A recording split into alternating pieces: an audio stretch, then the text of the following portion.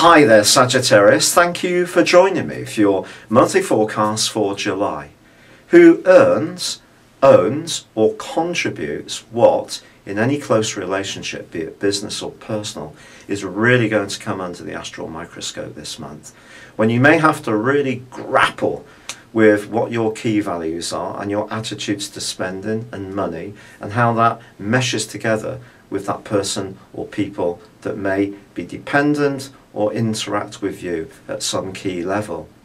Now, if there is any kind of disputes or differences of opinion, these really can come out quite forcibly into the open. And the story begins right at the start of the month with the full moon on the 2nd in the sign of Capricorn. But this also links into Neptune, the planet of dreams, that rather mystical energy that Neptune brings to situations, and that's actually for you an area which is very much to do with how you feel about things.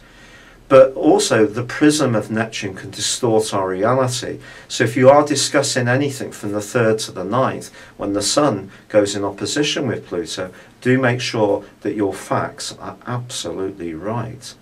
Because your ruler Jupiter is actually going to be forging an absolutely amazing link with Venus in the first 2 weeks of this month, which can give you a wonderful appetite for new vistas. Well, that's something that will be of no surprise to most archers, because you do have such a fantastic desire to always learn new things, travel to new places, meet new people.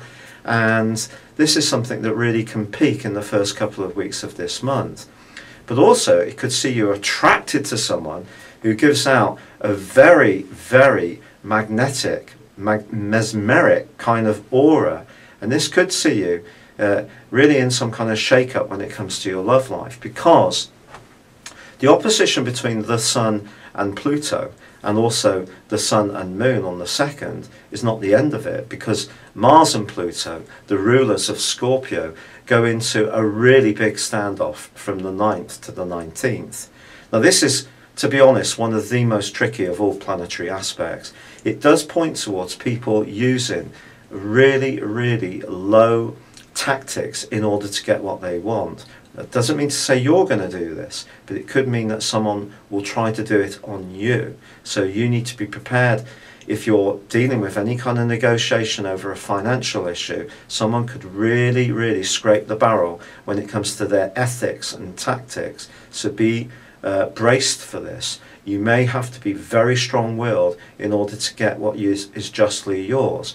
But equally, when Mars and Pluto go into opposition, we need to be conscious of our own motivations. We're not always as pure as white, any of us. We all have faults. So just be aware of anything to do with control, manipulation, these kind of issues are really going to be burning hot this month.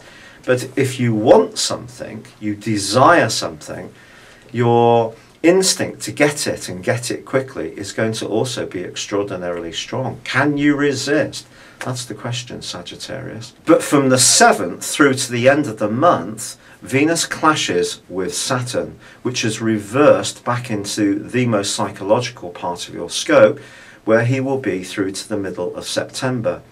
So even though there could be some sunny conversations and someone may seem to be absolutely larger than life and very attractive, it's going to be what is really meant, what is underneath that.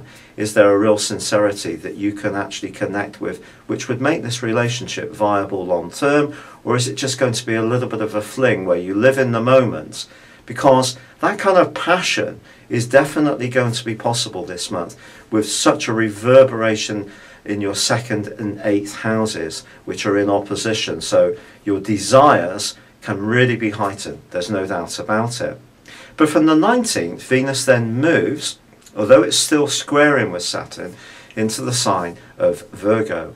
And this suggests that your relationships in the professional context are very important, and diplomacy and patience can render some good results. But I think the most important thing is going to be the move of the Sun on the 22nd and Mercury on the 23rd, which are really giving you an opportunity to potentially retrain, travel in a job, or perhaps go on holiday for a vacation, but they're going to help you to start to sort out some of the intensity which has been washing around your situation earlier in the month. And remember, some of the discussions can be about who's really investing what of themselves, be it emotionally, financially, or in terms of sincerity, as this month draws to a close. It's been a real pleasure being with you. Good luck and goodbye for now.